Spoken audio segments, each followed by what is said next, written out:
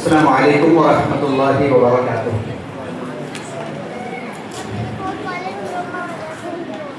پھر چراغے لال سے روشن ہوئے کوہ دمن۔ خان صاحب شروعات کرنے دیجیے۔ پھر چراغے لال سے روشن ہوئے کوہ دمن، پھر سے نغموں پر مجھے اکسانے لگا مرغ چمن۔ پھول ہیں صحرا میں، پھول ہیں صحرا میں، یاد کے پریاں قطار اندر قطار، پیلے پیلے نیلے نیلے اودے اودے پیرہن، اپنے من میں ڈوب کر پاجا سراغ زندگی۔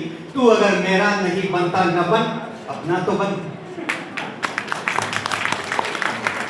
اور پانی پانی کر گئی مجھ کو قلندر کی یہ بات، تو جھکا جب غیر کے آگے نہ تن تیرا نہ من۔ اور سراج صاحب، درد دل اتنے دنوں سے ہے کہ عادت ہو گئی، اب ذرا تخفیف ہوتی ہے تو گھبراتا ہوں میں۔ کیوں؟ کیونکہ کچھ سمجھ کر ہی ہوا ہوں موج دریا کا حریف، ورنہ میں بھی جانتا ہوں عافیت ساحل میں ہے۔ اس لیے کہ طوفان سے ڈرنے والوں دھوکا ہے امن ساحل، دیکھا ہے کشتیوں کا ساحل پہ ڈوب جانا۔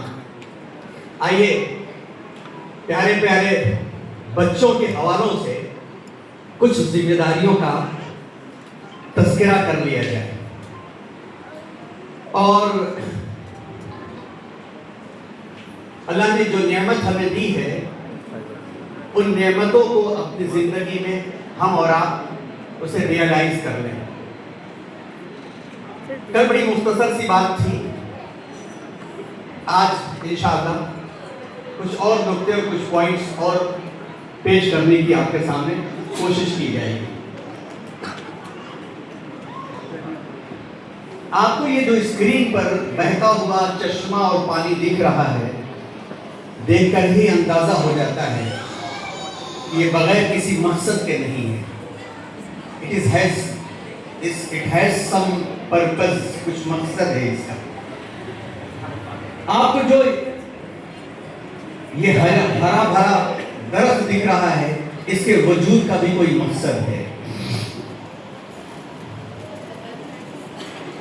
چلتی ہوئی ہوائیں بے مقصد چلا نہیں کرتی۔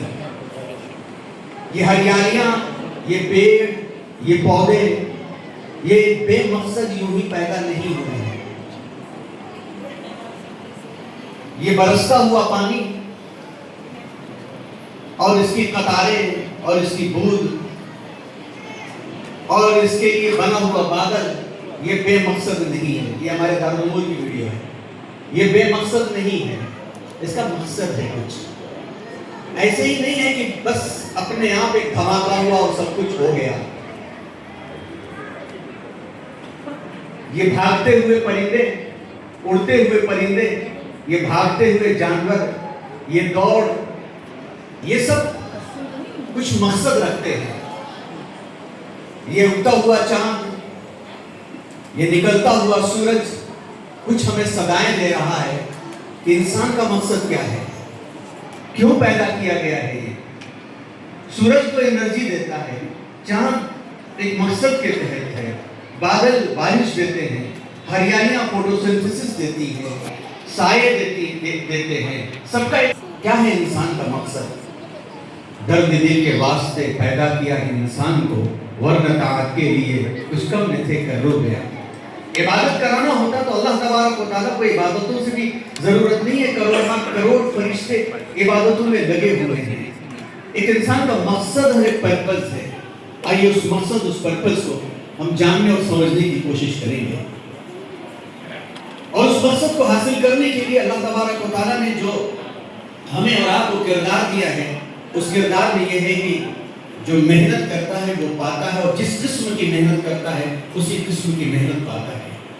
وَأَلَّيْسَ لِلْإِنسَانِ إِلَّا مَا سَعَىٰ، جو انسان کوشش کرتا ہے وہ پاتا ہے۔ وَأَنَّ سَعْيَهُ سَوْفَ يُرَىٰ، اس کی اسٹرگل، اس کی محنت رزلٹ لا کر کے رہے گی، دکھ جائے گی کہ اس نے کیا کیا ہے۔ بچے جوان ہوں گے تو دکھ جائیں گے کہ میں نے اپنے بچوں میں کیا فیڈ کیا ہے، میں نے اپنے بچوں کو کیا دیا ہے۔ روز قیامت اللہ کے سامنے جب کھڑے ہو جائیں گے تو صاف سمجھ میں آ جائے گا کہ میں نے دنیا میں اپنے بچوں کو کیا دیا تھا اور بچوں نے ہمیں کیا دیا ہے۔ اسی لیے حدیث پاک میں ہے کہ اکرموا اولادکم واحسنوا بہ، بچوں کو کے ساتھ نرمی کا معاملہ کرو، اچھی باتیں سکھاؤ اور حسن ادب کا معاملہ کرو۔ یہ بات فرما دی گئی کہ اپنے آپ کو اور اپنے اہل و عیال کو آگ سے بچاؤ، اور یہ بات بھی فرما دی گئی کہ الولد ما من مولود الا یولد علی الفطرہ، بچہ فطرت پر پیدا ہوتا ہے اور وہ فطرت اللہ کی بندگی ہے، نیچر ہے، الاسلام ہے۔ گھر کا ماحول اس کو کسی اور سمت میں لے کر کے جاتا ہے اور غلط سمتوں میں لے کر کے جاتا ہے۔ ان چیزوں کو چھوڑتے ہوئے آگے ہم دیکھتے ہیں اور ایک خاص ٹاپک پر ہم بات کرنے کی کوشش کریں گے کہ اس وقت جن مسئلوں سے اور جن پرابلمز سے ہمارا سامنا ہے، اس کو جب تک ہم سیریسنس کے ساتھ، سنجیدگی کے ساتھ نہیں سمجھیں گے تو یہ بات جو بار بار آ رہی ہے کہ تعلیم اور تربیہ کا جو کوارڈینیشن ہے، تعلیم اور تربیہ کے کوارڈینیشن کے اندر کل بھی بات یہاں کے ذمہ دار اور جناب محمد سراج الحسن صاحب فرما رہے تھے کہ اکیڈمک تعلیم 80% انسٹیٹیوشن دے سکتا ہے، لیکن تربیہ 80% گھر میں دینی پڑے گی، ماں باپ کو دینی پڑے گی۔ تو تربیہ کے راستے میں اس وقت کی جو رکاوٹیں ہیں اسی پر ڈیٹیل بات کی جائے تو بہتر ہے، کیونکہ شروع کی جو تفصیلات ہیں ان تفصیلات کو اگر ہم اسکپ بھی کرتے ہیں تو کوئی حرج نہیں ہے۔ ہم اس ٹاپک پر جانا چاہیں گے جو ٹاپک جو ہے، یہاں پر ایک چیز کا تذکرہ کرنا چاہیں گے۔ یہ جو تذکرہ، یہ جو آپ کو ایک ڈائیگرام دکھ رہا ہے، اس کے اندر 5475 کا تذکرہ دکھ رہا ہے۔ یہ 5475 کیا ہے؟